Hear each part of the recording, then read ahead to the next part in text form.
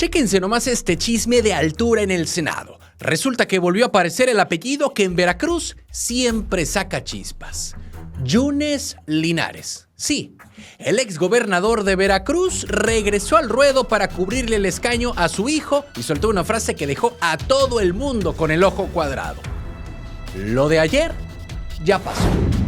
Y agárrate porque hablando de veracruzanos con poder, chéquense nomás a Aureliano Hernández Palacios. Al paisano lo acaban de sentar en la silla de la Auditoría Superior de la Federación. O sea, él va a ser el mero encargado de vigilar miles de millones de pesos en lo largo y ancho del país. Pero eso no es todo. Porque Rocío Nale ya sacó el látigo y dice que en su gobierno se acabó el chisme del acarreo.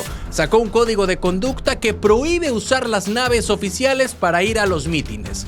Quédate, porque aquí no nos guardamos nada. Soy Rodrigo Crosa y esto es el Noti Express. Arrancamos. El regreso de Yunes. En el Senado volvió a aparecer un apellido que en Veracruz nunca pasa desapercibido. Miguel Ángel Yunes Linares, sí. El exgobernador de Veracruz lo hizo con una frase que, más que aclarar, volvió a abrir la conversación política. Miguel Ángel Yunes Linares dijo algo muy simple. Lo de ayer ya pasó. Son 6 días en realidad, ¿no? No sé, pregúntale. Realmente no lo sé. Sí, caminando lo vamos a poner. No, porque ¿cómo va la cosa con el gobierno de líneas que tuvieron ya 3 días y nada más? Muchas gracias. Senador, ¿se mantiene en su postura de haber apoyado a Morena y a través de la...? Yo creo que lo importante es lo que está viendo hoy. Lo de ayer ya pasó. Eso ya está en el registro de la historia. ¿Cómo ve que funciona la reforma judicial? Hay algunas voces que... Gracias. Muchas gracias.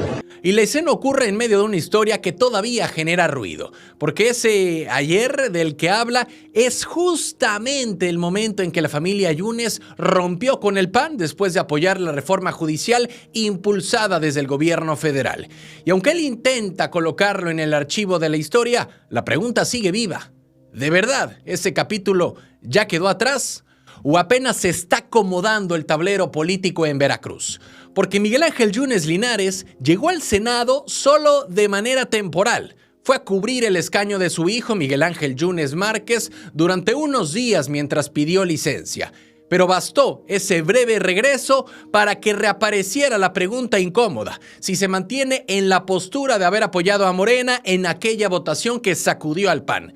Y la respuesta fue corta, casi calculada, y es que lo importante es lo que está pasando hoy. Fue lo que llegó a comentar el exgobernador, y el mensaje no niega nada, pero tampoco reabre la defensa de aquella decisión. Esa votación marcó un antes y un después para el panismo veracruzano, porque Yunes Márquez terminó votando a favor de una reforma que el PAN combatía. Y desde ese momento la relación con la dirigencia nacional se rompió. Y lo que siguió fue la expulsión formal del partido. Y no era un asunto menor. Los Yunes habían construido durante años una buena parte de la estructura política del PAN de Veracruz. Por eso la frase de lo de ayer ya pasó tiene lectura política, porque no es solo una respuesta a reporteros. Es también una forma de cerrar públicamente una etapa. Porque la familia Yunes sigue siendo un actor que pesa en la conversación política del Estado. Aunque, bueno, ya no esté dentro del partido que fue su plataforma durante décadas. Y en política, cuando alguien insiste en que el pasado quedó atrás, normalmente es porque el siguiente movimiento todavía está por venir. Hubo otra pregunta en el Senado que quedó prácticamente en el aire. ¿Cómo van las cosas con el gobierno estatal encabezado por Rocío Nale? Yunes no quiso entrar ahí, se limitó al decir que solo fue a cubrir a su hijo unos días y nada más. Y bueno, fue una respuesta breve, pero que deja algo muy, pero muy claro. Por ahora, el mensaje fue hablar del pasado, sin adelantar absolutamente nada del futuro, porque en Veracruz las historias políticas rara vez se cierran con una frase. A veces solo cambian de capítulo y esta, claramente, todavía no termina. ¿Cansados de las mismas noticias de siempre? ¿Con los mismos de siempre?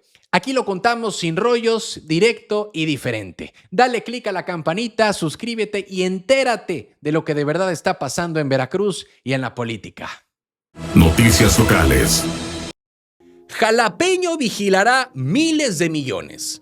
En la Cámara de Diputados ya se tomó una decisión que va a pesar durante varios años en la fiscalización del dinero público en México. El jalapeño Aureliano Hernández Palacios fue designado como nuevo titular de la Auditoría Superior de la Federación, el órgano que revisa cómo se gasta el presupuesto federal. Y no es un cargo menor. Desde esa oficina se auditan miles de millones de pesos que pasan por dependencias federales, estados y municipios. Y sí, también los recursos federales que llegan a Veracruz. La votación fue muy amplia, más de 2/3 partes del Pleno respaldaron su nombramiento, es decir, no fue una designación cerrada ni una decisión que haya pasado raspando. Pero más allá de los números, la pregunta inevitablemente es otra. ¿Qué lectura política hay detrás de este movimiento? Porque la Auditoría Superior de la Federación no solo revisa cuentas, también marca el ritmo de las investigaciones sobre posibles irregularidades en el uso del dinero público.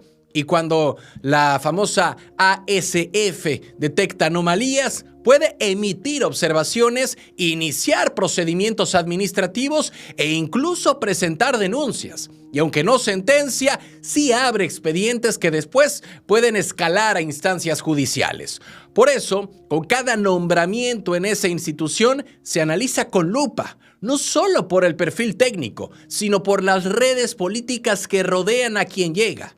Y en este caso, además, hay un dato que inevitablemente entra en la conversación pública. Aureliano Hernández Palacios no es un nombre nuevo dentro de la auditoría. Desde hace varios años ya trabajaba ahí, revisando precisamente el gasto federalizado.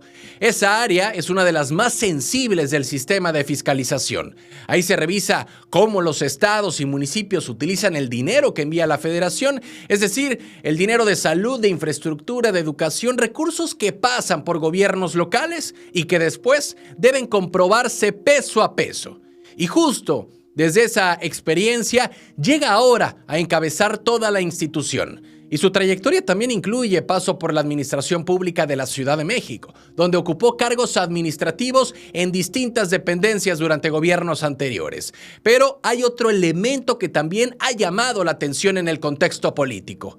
Es hijo de Fernando Aureliano Hernández, quien fue secretario particular de Claudia Sheinbaum cuando ella encabezó el gobierno capitalino. Un dato familiar que inevitablemente aparece en el análisis político. Aunque, la votación en el Congreso haya sido amplia, el nuevo auditor asumirá funciones en los próximos días y su periodo será largo.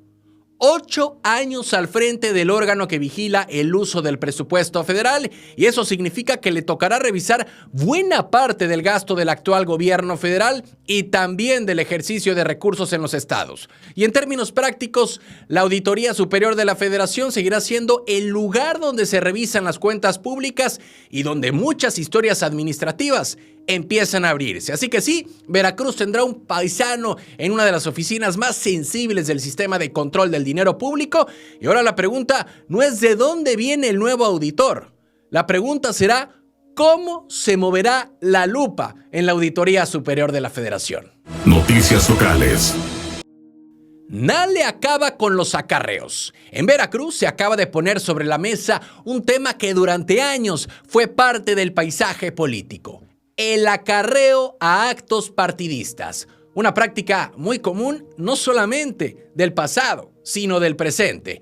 Y ahora, desde la propia oficina de la gobernadora, se establece algo que suena simple, pero no era tan común.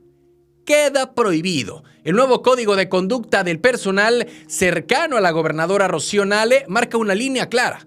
Servidores públicos no pueden usar su posición ni los recursos del gobierno para participar o movilizar gente a eventos políticos. Y no es un detalle menor, porque en la memoria reciente del aparato gubernamental todavía pesan historias de camiones, listas y llamadas obligadas para llenar mítines. El documento plantea algo que en teoría debería ser lo normal en el servicio público: que la gente que trabaja en gobierno esté ahí para atender a ciudadanos, no para operar actos partidistas. También se establecen reglas muy concretas. Nada de usar vehículos oficiales para actividades políticas. Nada de pedirle a otros compañeros que participen en eventos con fines de partido. Y sobre todo, nada de aprovechar la estructura institucional para favorecer o perjudicar alguna fuerza política. Pero el punto que más ruido genera es justamente del acarreo, porque en administraciones pasadas hubo múltiples quejas de trabajadores que aseguran haber sido enviados a eventos políticos o actividades fuera de su función. Viajes a la Ciudad de México para mítines, jornadas obligatorias de limpieza o participación en movilizaciones partidistas. Prácticas que, hay que decirlo, durante años se volvieron parte del folclore político. El nuevo código intenta cerrar esa puerta desde el papel. Ahora hay una lectura política interesante detrás de esta decisión, porque el problema no parece ser la intención de marcar reglas más claras. El tema, como suele pasar en la administración pública, está en la operación, porque una cosa es escribir un código de conducta y otra muy distinta es que se cumpla en toda la estructura. Y eso implica algo muy complejo: cambiar hábitos que llevan décadas instalados en la cultura política.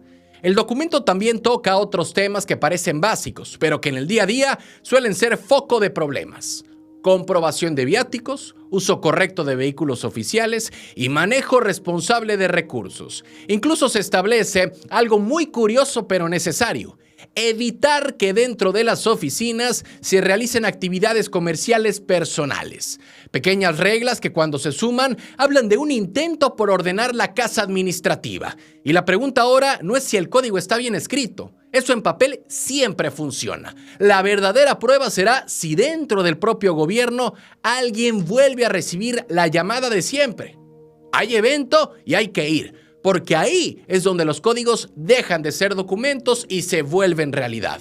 Noticias locales. Nale frena mancha negra. En la costa sur de Veracruz está pasando algo que todavía no termina de aclararse del todo. Desde hace días comenzaron a aparecer restos de hidrocarburo en varias playas. Y mientras pescadores muestran manchas oscuras en el mar, desde el gobierno estatal aseguran que en puntos como Alvarado y Catemaco no se ha confirmado presencia de petróleo. Porque se nos presentaron unas manchas de petróleo en el sur, en Pajapan.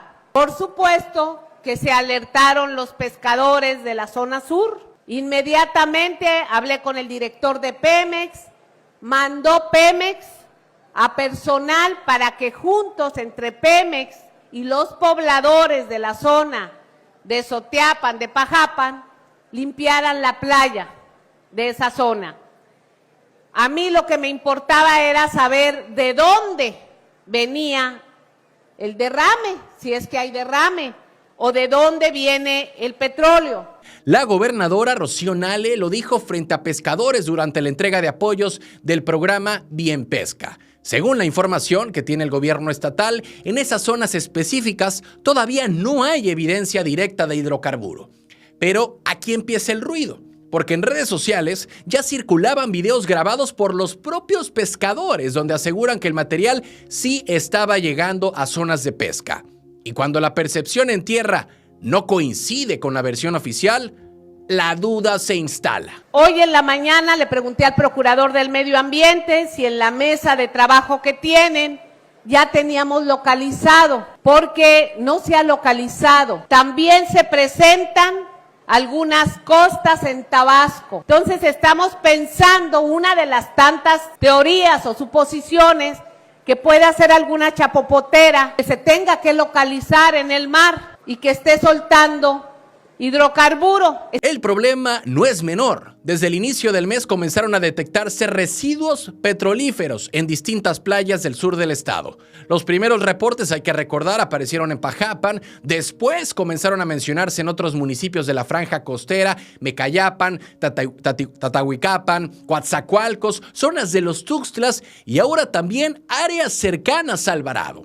Es una franja amplia del Golfo donde algo está ocurriendo, pero el origen todavía no está claro. Y esa incertidumbre es justamente lo que mantiene a las comunidades costeras en alerta.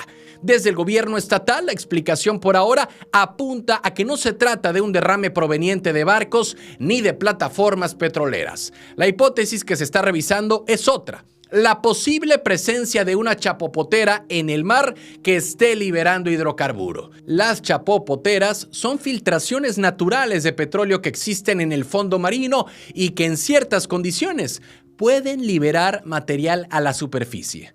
El detalle es que para confirmar eso, primero hay que localizar exactamente el punto de origen, y ese punto todavía no aparece. Y mientras tanto, autoridades estatales trabajan con Pemex y dependencias federales para tratar de contener el material y retirarlo de las playas donde se ha detectado. Así que el problema, según comentan pescadores y habitantes de la zona, es que el fenómeno se está moviendo con las corrientes marinas, y eso provoca que cada día aparezcan nuevos puntos donde el material comienza a llegar a la arena. Y cuando eso ocurre, la afectación no tarda en sentirse en la pesca y en la actividad turística. Y aquí el tema no parece ser la intención de atender el problema. El tema está en localizar rápido el origen, porque mientras no se identifique el punto de fuga, natural o provocado, el hidrocarburo puede seguir desplazándose por la costa, y cada nueva mancha que aparece en el mar vuelve a encender la conversación en las comunidades pesqueras.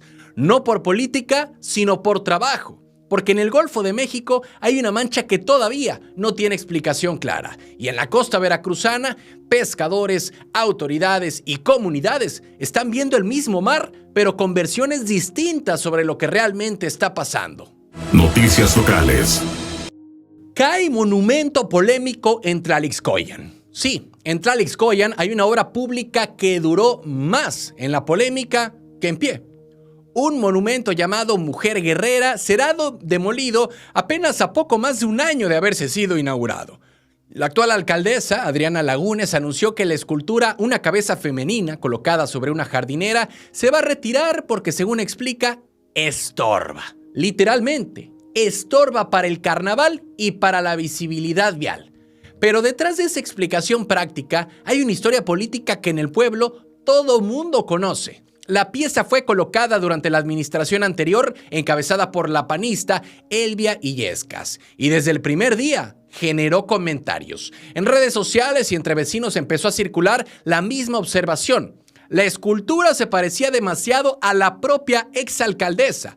Los rasgos, el peinado recogido, el famoso chongo que usaba durante su gobierno, y para muchos no era una representación de la mujer guerrera, sino algo mucho más personal. La polémica nunca se apagó del todo, y cuando Adriana Lagunes hizo campaña para la presidencia municipal, según cuenta ella misma, en varias comunidades le pidieron retirar el monumento. Me siguen pidiendo lo mismo, ¿no?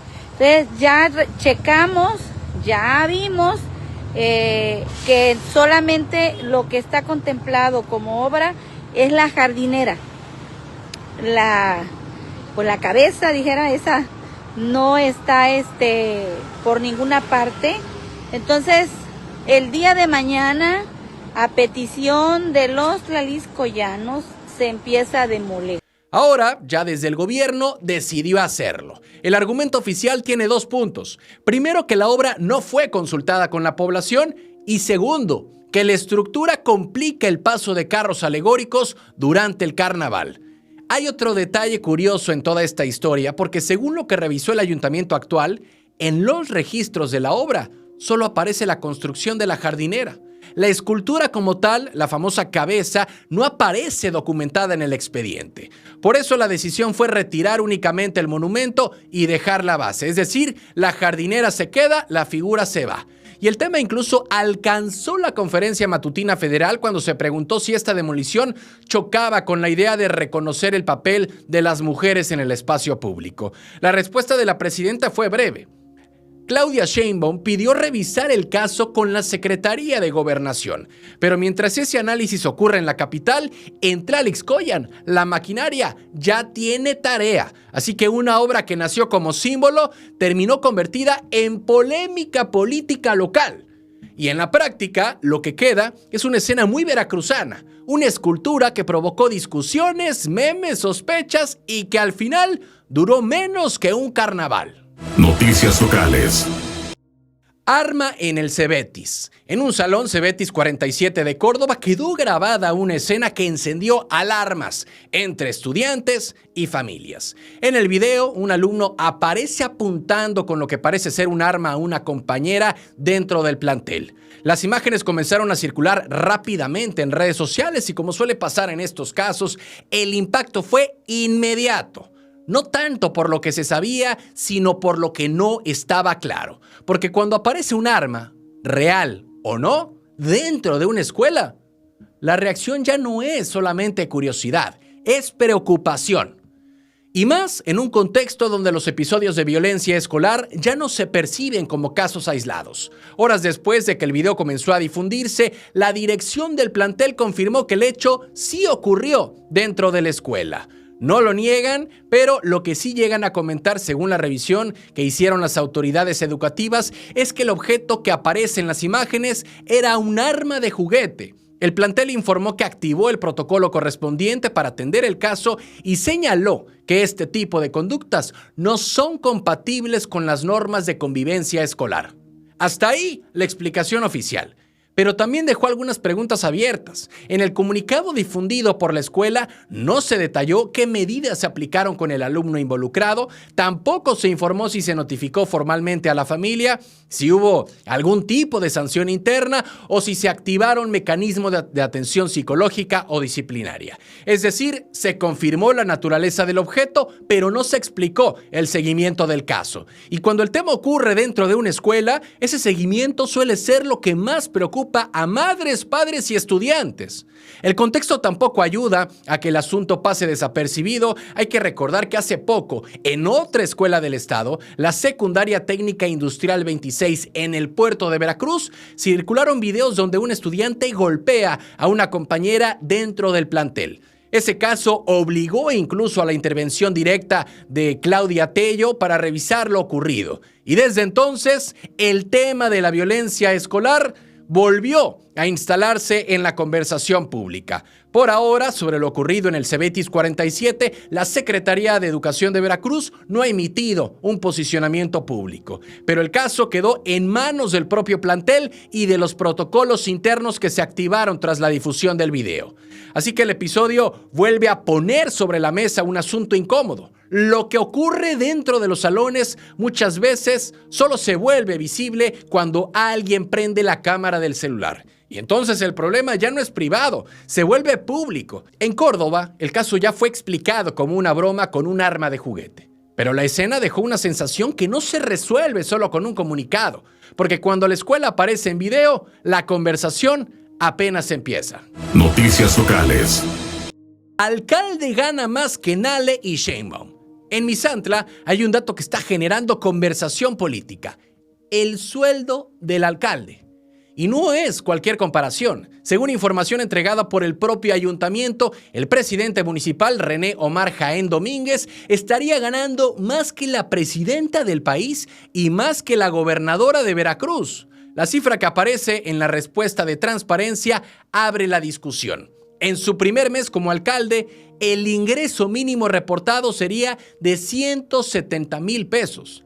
Pero el mismo documento muestra algo todavía más llamativo. El ingreso podría alcanzar hasta los 233,000 pesos mensuales dependiendo de prestaciones. El tabulador enviado por el ayuntamiento explica cómo se compone el salario. El sueldo base del alcalde estaría entre 75,000 y 95,000 pesos al mes, y a eso se le suman otras percepciones y prestaciones que pueden ir desde los 95,000 hasta los 138,000 pesos. Y cuando se hacen las cuentas completas, el resultado coloca el ingreso total muy por encima de lo que reciben otras figuras del servicio público. Y ahí es donde empieza el contraste político, porque el ingreso que aparece en ese documento supera el salario que actualmente perciben tanto la presidenta de la República como la gobernadora del estado, Rocío Nale.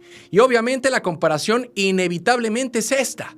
Un alcalde de un municipio mediano estaría teniendo un ingreso mayor al de los cargos más altos del país y del estado. Y eso naturalmente genera preguntas sobre cómo se construyen los tabuladores salariales en algunos ayuntamientos. Pero la historia no termina en el alcalde. El mismo tabulador muestra que otros integrantes de la administración municipal también tendrían percepciones elevadas.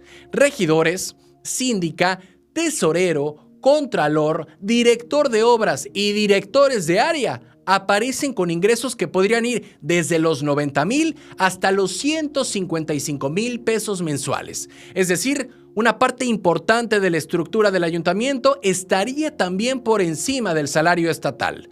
Hay además un detalle que llamó la atención dentro del documento, porque el tabulador incluye el aguinaldo dentro de las percepciones señaladas para enero. Ese aguinaldo aparece con montos que van de los 120,000 a los 170,000 pesos, algo que normalmente se paga hasta diciembre. Pero por eso esta situación no queda claro si se trata de un error administrativo o de una forma distinta de presentar las percepciones. Lo cierto es que los datos salieron del propio ayuntamiento vía transparencia, y cuando los números se ponen sobre la mesa, la conversación cambia de tono, porque en política municipal los discursos suelen hablar de austeridad, pero los tabuladores a veces cuentan otra historia.